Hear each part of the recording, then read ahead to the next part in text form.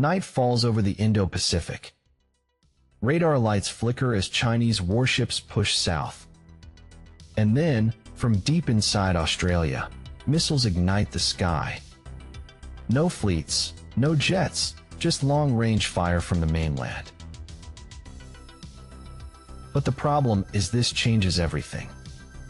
Can a nation fight a war without leaving its shores? And more importantly, could Australia really stop China using missiles alone? Australia was never meant to fight this way. For decades, its forces guarded distant coastlines and open sea lanes. But this is where things start to change. New weapons arrive, and new ideas take shape. So why is Australia preparing to strike far beyond its shores?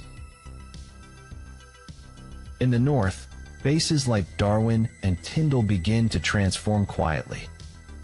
Missile launchers move into position and long-range systems become operational. At sea, destroyers carry Tomahawk missiles that can strike deep targets.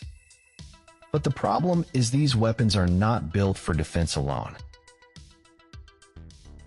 Across the region, China's military continues to expand at a relentless pace. Warships multiply, and missile forces grow stronger with every passing year. Flashpoints like Taiwan and the South China Sea grow more unstable. And then one question begins to surface. If conflict spreads, where does Australia stand in this fight? The pressure builds the moment Chinese forces move beyond contested waters. Naval groups begin pushing deeper, supported by long-range missile cover. Australia responds without deploying fleets into direct confrontation zones. Instead, launch orders move through command chains deep inside the mainland. So this is where things change. The battlefield is no longer just at sea. But this is not a simple standoff between two distant powers. Australia is tied closely to the United States and regional allies. Supply routes, communication lines, and northern approaches all become critical targets. China aims to disrupt these links and push control further south. The problem is both sides are now preparing for escalation. Not de-escalation. What emerges is a dangerous imbalance of strategy and scale. China relies on mass, with large fleets and missile saturation tactics. Australia relies on precision, with fewer but highly advanced strike systems. One side overwhelms, the other calculates. And both are willing to act. If this continues, the conflict could spread faster than anyone expects. And then the real question becomes unavoidable. Can a smaller force using precision missiles actually hold back a much larger military power? Can a smaller force using precision missiles really hold back a larger military power? The answer begins with something most people never see. The kill chain behind every strike. Satellites scan the ocean, surveillance aircraft track movement, and drones confirm targets. And then, only after all that, a missile is launched with deadly precision. But the problem is this entire system depends on constant information flow. So what happens if that flow is disrupted? This is where things get complicated. Because range does not equal control.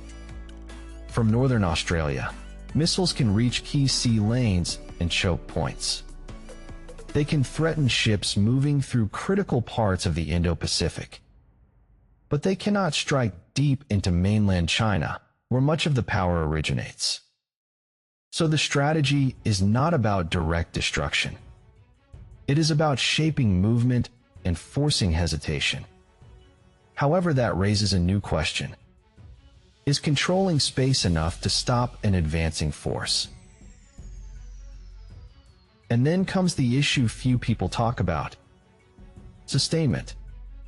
Each missile fired is not just a weapon, it is a resource that cannot be easily replaced. Stockpiles are limited, production takes time, and supply chains stretch across allies. In the early days, strikes may appear effective and controlled. But as the conflict continues, numbers begin to matter more than precision. The problem is simple but dangerous. What happens when the missiles start to run out? However, the situation becomes even more unstable when looking at the other side. China does not rely on precision alone, it relies on volume and pressure. Missile saturation, electronic disruption, and long-range strikes all work together. And then, instead of avoiding the fight, China could expand it by targeting bases directly. This is where the distance advantage begins to disappear, and the battlefield moves closer to Australia itself. So the deeper question is no longer about capability, but about endurance in a war that may not end quickly. The moment comes without warning. China launches coordinated strikes across the region. Missile trails cut through the sky as naval forces surge forward under heavy cover.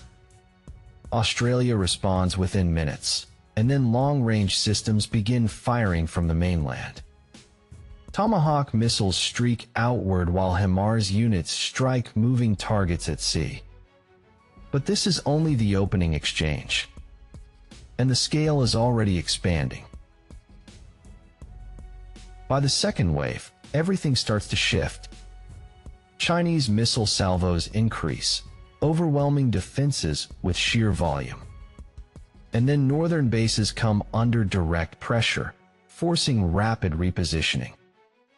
Australia keeps firing, but stockpiles begin to drop faster than expected. This is where everything changes. The fight is no longer controlled, and the distance advantage begins to collapse. Suddenly, the battlefield moves closer than anyone predicted. Supply lines strain as resupply depends on distant allies under pressure. And then, the pace slows. Not because the war ends, but because resources tighten. Missiles still launch, but each one carries greater weight than before. The question is no longer who strikes harder, but who can keep fighting longer. In the end, the battlefield does not fall silent. It simply changes shape. Missiles slow the advance, disrupt movement, and force hesitation across vast distances. But they do not decide the outcome on their own, and that becomes clear quickly. What remains is a fragile balance, where every launch carries both power and limitation.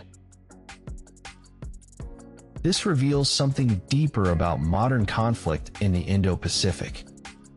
Australia is not trying to win a war alone. It is trying to make war too costly to begin. But the real question is no longer about capability or technology. It is about whether deterrence can hold under pressure, or if one day, someone decides to test it anyway.